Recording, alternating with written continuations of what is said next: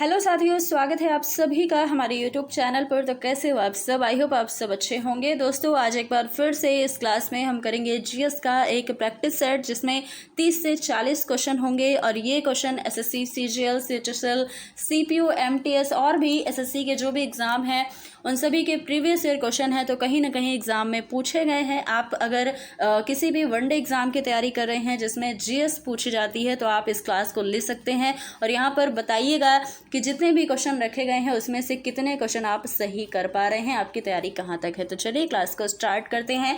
देखिएगा, आज जो हमारा टॉपिक है आधुनिक भारत का इतिहास, यानी कि यहाँ पर मॉडर्न हिस्ट्री जो है वो हम इसके क्वेश्चन करेंगे। ये टॉपिक होगा, हम टॉपिक वाइज क्वेश्चन कर रहे हैं। तो आज का टॉपिक आपको पता चल गया क्या है, आधुनिक भारत का इतिहास। इसमें पहला क्वेश्चन क्या है ये आप बताइएगा, आंसर करिएगा। निम्नलिखित में से किस स्थान पर वाडिया राजवंश का शासन था?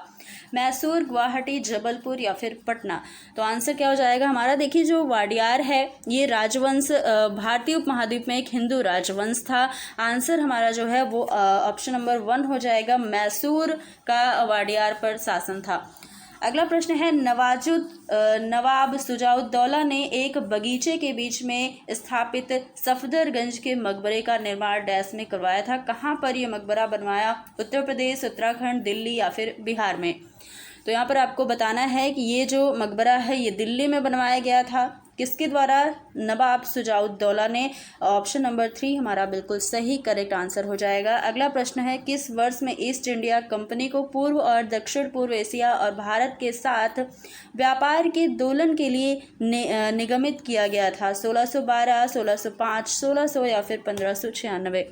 आंसर देखिएगा क्या होगा यहाँ पर। तो आंसर हमारा ऑप्शन नंबर 3 1600 बिल्कुल सही आंसर हो जाएगा। ईस्ट इंडिया कंपनी एक अंग्रेज और बाद में ब्रिटिश संयुक्त स्टॉक कंपनी थी जिसे 31 दिसंबर 1600 को शाही चार्टर द्वारा शामिल कर लिया गया था। ये सारी चीज़ें आप ध्यान रखिएगा।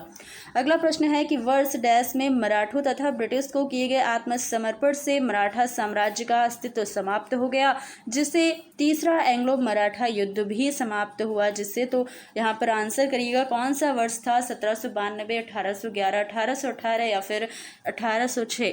तो आंसर हमारा हो जाएगा 1818। ऑप्शन नंबर 3 बिल्कुल करेक्ट आंसर है। ये जो ईयर हैं वो आपको ज़रूर याद रखने हैं। और ये क्वेश्चन किस में पूछा गया है? तो एसएससी सीजीएल टीयर फर्स्ट में पूछा गया, 2019 का क्वेश्चन है। अगला प्रश्न है, श्रीरंगपट्टनम के युद्ध में टीपू सुल्तान की हार के बाद अंग्रेजों के साथ एक सहायक गठबंधन के तहत मैसूर पर किसने शासन किया? गंगाओं ने, कदम्बों ने, वाडियारों या फिर पांड्यनों ने? बताइएगा। तो यहाँ पर जो हमारा आंसर है वो हो जाएगा वाडियारों ने। ऑप्शन नंबर 3 बिल्कुल करेक्ट हो जाएगा। अगला प्रश्न देखेंगे तो क्या हो जाएगा, 1756 में अली वर्दी खां की मृत्यु के बाद बंगाल का नवाब कौन बना? मीर जाफर, मुर्शिद कुली खान या फिर सिराजुद्दौला सुजान खान? कौन बंगाल का नवाब बना था अली वर्दी खान की मृत्यु के बाद? तो यहाँ पर हमारा आंसर हो जाएगा सिराजुद्दौला। ऑप्शन नंबर 3 बिल्कुल करेक्ट हो जाएगा। अगला प्रश्न है, ये देखते चलिएगा कि ये जो क्वेश्चन है ये किस किस एग्जाम में पूछे जा चुके हैं, क्योंकि मैंने बताया आपको कि ये प्रीवियस ईयर पेपर के क्वेश्चन है। अगला क्वेश्चन है, ब्रिटिश ईस्ट इंडिया कंपनी ने वर्ष डैश में फ्रांसीसियों से पांडिचेरी यानी कि पुडुचेरी की छीन कर उस पर कब्जा कर लिया?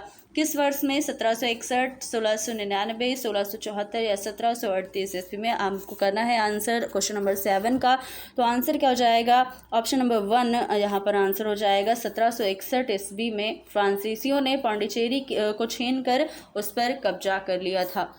अगला प्रश्न देखेंगे जो कि क्वेश्चन नंबर 8 है। क्या है आंसर? क्वेश्चन देखिए, निम्नलिखित में से मराठा साम्राज्य का अंतिम पेशवा कौन था? बाजीराव द्वितीय, नारायण राव, रघुनाथ राव या माधवराव द्वितीय?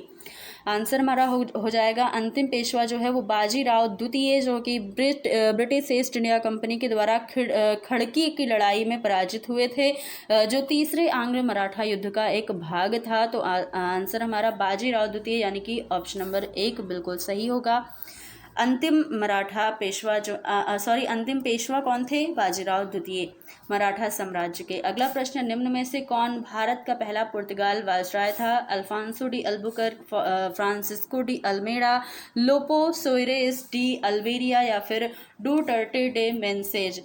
तो यहाँ पर आंसर आप करिएगा, भारत का पहला पुर्तगाल वायसराय कौन था? आंसर क्या होगा? Francisco de Almeida, option number 2 बिल्कुल सही हो जाएगा। अगला प्रश्न है 1856 में गवर्नर जनरल डैश ने फैसला किया कि बहादुर शाह जफर अंतिम मुगल बादशाह होंगे और उनकी मृत्यु के बाद उनके किसी भी वजद को बादशाह के रूप में मान्यता नहीं दी जाएगी, तो उन्हें केवल राजकुमारों के रूप में ही मान्यता दी जाएगी। तो अंतिम वायसराय कौन थे? अंतिम मुगल बादशाह, ये तो आपको पता चली गया, बहादुर शाह जफर थे। क्वेश्चन भी आ सकता है कि अंतिम मुगल बादशाह कौन थे, तो यहाँ पर आप आंसर कीजिएगा। कैनिंग, कॉर्नवालिस, हेस्टिंग या मुनरो, किसने यह फैसला किया था 1856 ईस्वी में? तो ये फैसला किया गया था कैनिंग के द्वारा, ऑप्शन नंबर 1 बिल्कुल करेक्ट आंसर होगा। अगला प्रश्न है साल बाई की संधि के परिणाम स्वरूप निम्न में से किस युद्ध का अंत हुआ? पानीपत का तीसरा, बक्सर का युद्ध, प्रथम मराठा युद्ध या द्वितीय आंग्ल मराठा युद्ध? बताइएगा यहाँ पर हमारा आंसर क्या होगा? तो सालबाई की संधि जिसने प्रथम आंग्ल मराठा युद्ध को समाप्त किया था, पर 17 मई 1782 को ब्रिटिश ईस्ट इंडिया कंपनी और मराठों के बीच हस्ताक्षर भी किए थे। तो आंसर हमारा ऑप्शन नंबर 3 प्रथम मराठा युद्ध हो जाएगा, बिल्कुल करेक्ट आंसर। अगला प्रश्न है बंगाल के तत्कालीन नवाब डैश से हुगली नदी के दाहिने किनारे पर एक व्यापारिक पोस्ट स्थापित करने की अनुमति प्राप्त करके चंद्रनगर को 1673 में एक फ्रांसीसी उपनिवेश के रूप में स्थापित किया गया? मंसूर अली खान, मुर्शीद कुली खान या फिर इब्राहिम खान मीर जाफर? ये जो क्वेश्चन है ये काफ़ी बड़ा भी क्वेश्चन है और यहाँ पर टफ क्वेश्चन भी कहलाएगा, जो कि एसएससी सीजीएल में पूछा गया क्वेश्चन है। बताइएगा इसका आंसर क्या होगा? तो यहाँ पर हमारा आंसर ऑप्शन नंबर 3 यानी कि इब्राहिम खान बिल्कुल सही आंसर हो जाएगा। अगला प्रश्न देखेंगे, क्वेश्चन नंबर 13 क्या है हमारा? निम्नलिखित में से किस वर्ष में सालबाई की संधि पर हस्ताक्षर हुए थे? अभी मैंने पिछले क्वेश्चन में आपको बताया है, आई होप आपको इसका आंसर पता भी होगा, जो कि है यहाँ पर आंसर ऑप्शन नंबर 4 1782 ईस्वी में सालबाई की संधि पर हस्ताक्षर हुए थे। अगला प्रश्न 1498 में वास्को डी गामा एक पुर्तगाली खोजकर्ता ने डैश के लिए एक मार्ग की खोज की थी? भारत, ऑस्ट्रेलिया, चीन या जापान? ये क्वेश्चन काफ़ी इजी है, आई होप आप सब इसका आंसर कर पाएंगे। तो यहाँ पर हो जाएगा ऑप्शन नंबर 1 भारत के लिए एक मार्ग की खोज की थी। किसने? वास्को डी गामा, जो कि एक पुर्तगाली खोजकर्ता थे। अगला प्रश्न देखिएगा, बंगाल की पहली इंग्लिश फैक्ट्री डैश में हुगली नदी के किनारे स्थापित की गई? 1671 में या 1641, 1661 या 1651 में? कब की गई थी? ऑप्शन नंबर 4 1651 में यहाँ पर हुगली नदी के किनारे एक फैक्ट्री जो है बंगाल में पहली फैक्ट्री की स्थापना की गई थी, जो कि आपको याद रखना है। ऑप्शन नंबर 4 1651 आंसर हो जाएगा। अगला प्रश्न है अंग्रेजों ने अवध पर कब कब्जा कर लिया था? 1845, 1856, 1838 या 1859 में? कब कब्जा किया था? तो 1856 में किया था, इजी सा क्वेश्चन है, ऑप्शन नंबर 2 बिल्कुल करेक्ट आंसर हो जाएगा। अगला प्रश्न देखिएगा, ईस्ट इंडिया कंपनी की सेना के संबंध में निम्नलिखित में से कौन सा युग्म सही है? पहला सवार घुड़सवार, दूसरा मस्कट जिसे पैदल सेना के सैनिकों द्वारा इस्तेमाल की जाने वाली भारी बंदूक के रूप में जाना जाता है। तो यहाँ पर आपको कोट में आंसर करना है, ना तो पहला ना तो दूसरा सही है या फिर पहला सही है, केवल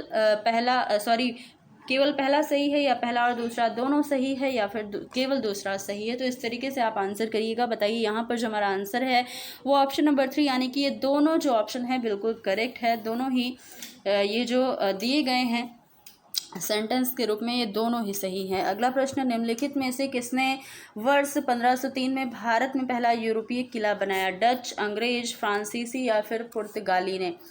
यहाँ पर बताइए आपका यहाँ पर आंसर क्या होगा? तो भारत के समुद्री मार्ग के खोजकर्ता वास्को डी गामा ने 1502 में कोच्चि में पहला पुर्तगाली कारखाना, जिसे व्यापारिक स्टेशन के रूप में जानते हैं, तो इसका स्थापना की थी। ऑप्शन नंबर हमारा 4 यानी कि पुर्तगाली बिल्कुल करेक्ट हो जाएगा। अगला प्रश्न है, दक्कन में मराठों द्वारा वसूले जाने वाले भू राजस्व को 25% को डैश कहा जाता है? क्या कहते हैं? भोग, सरदेशमुखी, चौथ या फिर भाग? तो आंसर हमारा हो जाएगा ऑप्शन नंबर 2 सरदेशमुखी बिल्कुल करेक्ट आंसर है। सॉरी, यहाँ पर हमारा जो आंसर है वो मैंने आपको गलत बताया है, तो इसके लिए माफ़ कीजिएगा। चौथ कहा जाता है उसे, ऑप्शन नंबर 3 कर लीजिएगा, बिल्कुल सही चौथ। अगला प्रश्न, निम्नलिखित में से किस अंग्रेज मराठा युद्ध के परिणाम स्वरूप पेशवाओं के प्रांतों का विलय बम्बई प्रेसिडेंसी में हो गया? चतुर्थ, तृतीय, द्वितीय या फिर प्रथम? तो इसका आंसर है यानी कि आंग्ल मराठा युद्ध जो तीसरा था, ऑप्शन नंबर 2 बिल्कुल सही हो जाएगा। आप ये ध्यान दीजिएगा। चलते हैं अगले प्रश्न पर। तो अगला प्रश्न हमारा टाइप 1 का लास्ट प्रश्न होगा। क्या है कि किस पेशवा ने ईस्ट इंडिया कंपनी के साथ बेसिन की संधि यानी कि बसई की संधि पर हस्ताक्षर किए थे? रघुनाथ राव, नारायण राव, बाजीराव द्वितीय या फिर माधव राव? तो यहाँ पर हमारा आंसर हो जाएगा ऑप्शन नंबर 3 बिल्कुल सही है। बाजीराव द्वितीय ने हस्ताक्षर किए थे। अब आते हैं जो सेकंड टाइप है उस पर आते हैं। देखिएगा, इसमें पहला प्रश्न है, निम्नलिखित में से किस कार्य का श्रेय लॉर्ड डलहौजी को नहीं दिया जाता है? तो ये प्रश्न जो नहीं करके आते हैं ये आपको काफ़ी कंफ्यूज करते हैं। इसमें आंसर देखिएगा, पंजाब का विलय, बंगाल का विलय, मैसूर का विलय या सतारा का विलय। तो किसने, लॉर्ड डलहौजी ने कौन सा विलय नहीं किया था, कौन सा कार्य उनके द्वारा नहीं किया गया था? तो यहाँ पर हमारा जो आंसर है, ये जो आंसर है वो आप सबके लिए है। आई होप आप सब इसका आंसर कर पाएंगे। अगर आपने लॉर्ड डलहौजी के बारे में अच्छे से पढ़ रखा है, इनके द्वारा जो कार्य किए गए हैं वो अगर आपने पढ़ा है तो आपको आंसर आता भी होगा और आप इसका आंसर कमेंट बॉक्स के माध्यम से ज़रूर बताइएगा। तो ये जो क्वेश्चन है ये इसका आंसर हम आपसे चाहते हैं। चलते हैं अगले प्रश्न पर। देखिएगा क्या है, निम्नलिखित में से कौन सी घटना वारेन हेस्टिंग्स के काल से संबंधित नहीं है? प्रथम आंग्ल मराठा युद्ध, रोहिल्ला युद्ध, चेत सिंह की घटना, हेल्बरी कॉलेज की स्थापना? बताइएगा। तो यहाँ पर हमारा आंसर हो जाएगा हेल्बरी कॉलेज की स्थापना। ऑप्शन नंबर 4 बिल्कुल करेक्ट है। अगला प्रश्न, निम्नलिखित में से किस निर्णायक युद्ध ने अंग्रेजों के भारत में प्रभुत्व को स्थापित कर दिया? प्लासी का युद्ध, बक्सर का युद्ध, वांडीवास का युद्ध, पानीपत का तीसरा युद्ध? बताइए। यहाँ पर जो हमारा आंसर है वो हो जाएगा ऑप्शन नंबर 2। बक्सर का युद्ध जो है वो 22 अक्टूबर 1764 को ईस्ट इंडिया कंपनी के हेक्टर मुनरो और मुगल शासक शाह आलम द्वितीय, बंगाल के नवाब मीर कासिम और अवध के नवाब की सेना के बीच लड़ा गया था। तो ये सारी चीज़ें आपको पता होनी चाहिए। आंसर होगा ऑप्शन नंबर 2 बक्सर का युद्ध। अगला प्रश्न है, प्रथम आंग्ल सिख युद्ध के समय भारत का गवर्नर जनरल कौन था? Lord Cornwallis, lord Hardinge, lord Dalhousie या फिर लॉर्ड कैनिंग?